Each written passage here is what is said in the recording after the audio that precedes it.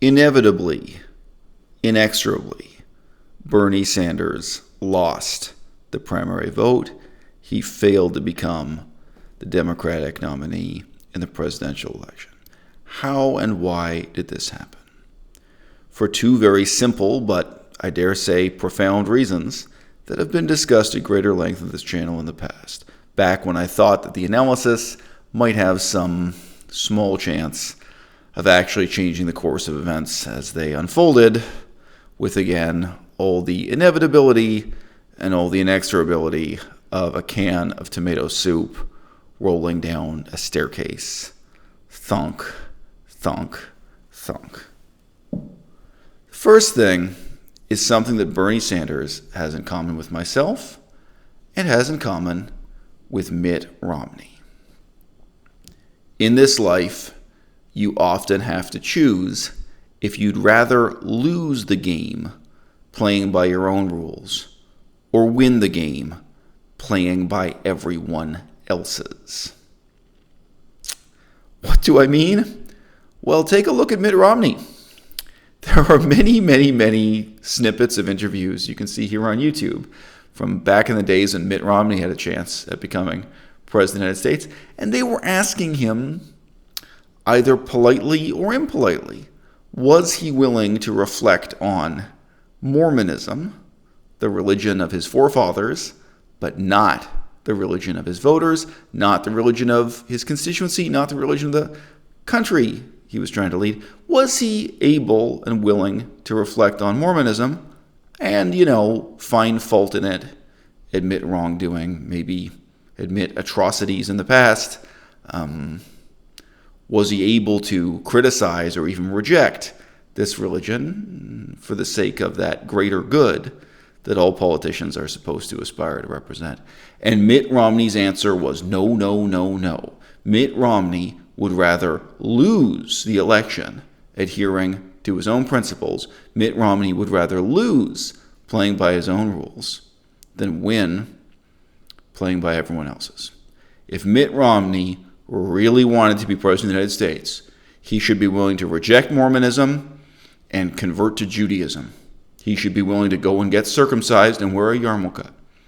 I'm not joking, all right? If you're not willing to take your personal sense of pride that you still have the same religion as your forefathers and throw it away, why are you even playing the game? I mean, this isn't dirty. It gets way dirtier than this, right? If you want to play to win. And if the polling shows that what would really help Mitt Romney would be to reject the Mormon faith and recognize the much more profound truth found in Maimonides and the first 5 books of the Old Testament, he should embrace that wholeheartedly. See what that does for his vote count and support in the Republican Party. Because it was a huge problem that Mitt Romney was attached to this somewhat menacing and genuinely scandalous history of the Mormon faith in the United States of America. The historical record, the historical reality of what Mormonism is shameful. Okay? Bernie Sanders was in exactly the same position with socialism. To a lesser extent, he was in the same position even with his dotted line connections to communism. All right? Would it really have been so hard for Bernie Sanders to do exactly what Elizabeth Warren did and say that no, he doesn't represent socialism, no, he doesn't represent communism, that no, in a meaningful sense, he embraces and accepts capitalism, right? That's not the kind of guy Bernie Sanders has been. Bernie Sanders has always been the kind of guy who'd rather lose playing by his own rules than win playing by everyone else's. Okay, so we knew that from day one. We knew that 4 years ago. We knew that 10 years ago. This has always been Bernie Sanders' character. Why couldn't Bernie Sanders just join the Democrat Party? In case you didn't know, Bernie Sanders remained an independent.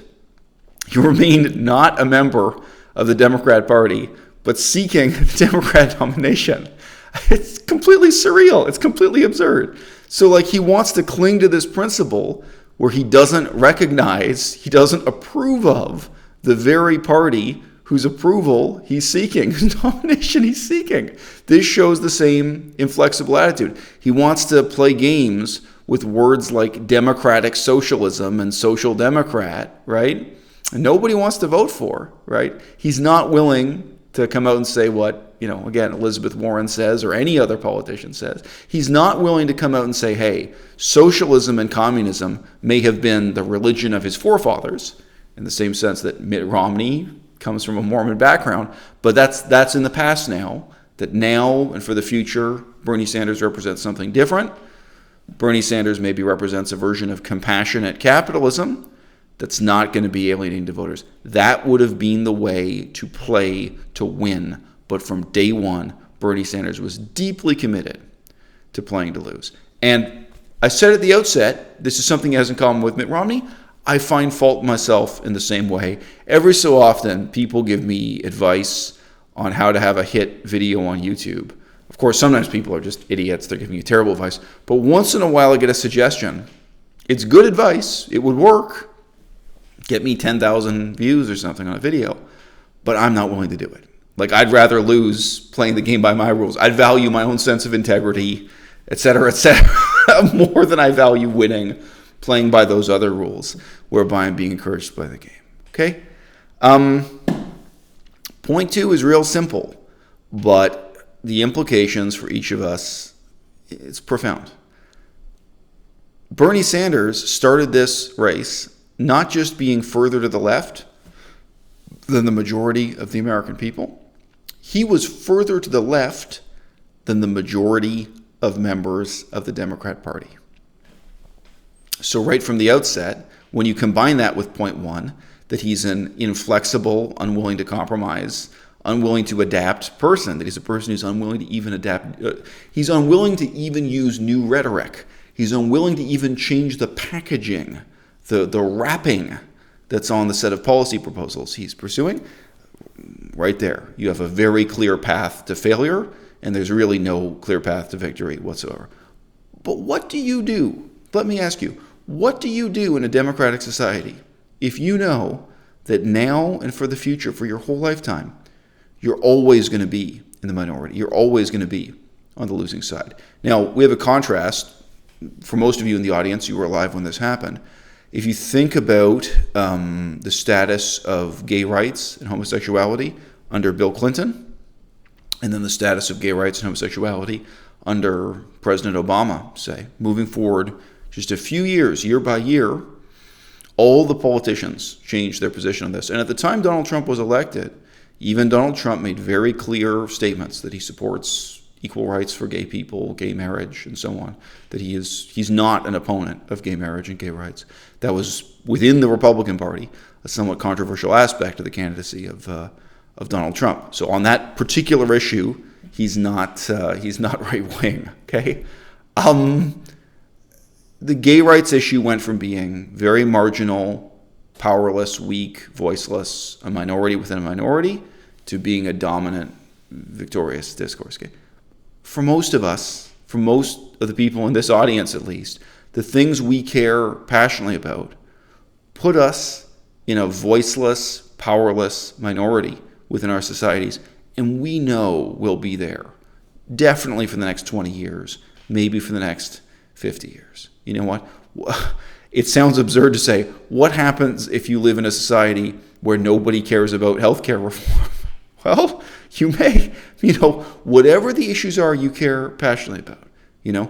I care passionately about the fact that every day hundreds of thousands of cows are killed with a bolt gun to the head, and I live in a society where absolutely nobody else around me cares about that. I think it's a very obvious injustice. To use an example where I'm really in a small minority, I think it's a very obvious injustice, and it's a calamity that gambling is legal and that the government makes money out of gambling. I don't see how that's morally acceptable or why anyone should make excuses for it. I mean, it's even worse that the government makes money out of this as opposed to being a purely private sector or purely criminal enterprise. There are all kinds of things that, to me, are outrages, and that it seems to me if 51% of people in a democracy had sensible, rational, detached views about it, we ought to make rapid progress on all these issues. And above all else, let me just say, I'm an atheist, And more than just an atheist, I'm actually a nihilist, or a nihilistic atheist. So I'm within a minority of a minority of a minority and completely alienated from discourses on all kinds of issues, including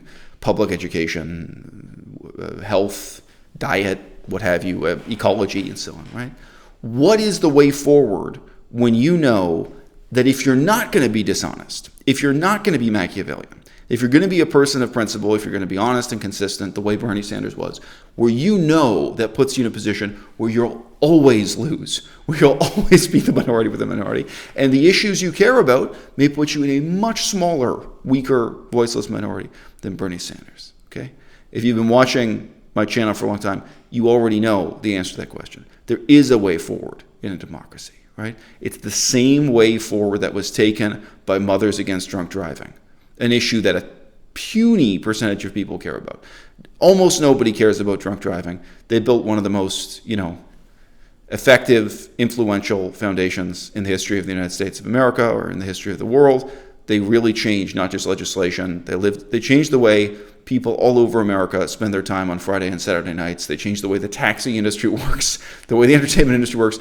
They gradually have changed the culture of alcohol consumption, of driving, of reducing the number of deaths on the roads, so on and so forth. Okay? It's an issue that only a small minority can care about. But within a democratic society, within a pluralistic society, with freedom of speech and free markets and fundraising and institution building and community building, you can make a difference. You can play to win. But the way to win, the way forward, is not going to be following in the footsteps of Bernie Sanders. The footsteps of Bernie Sanders from day one, clearly and obviously, could lead only to failure.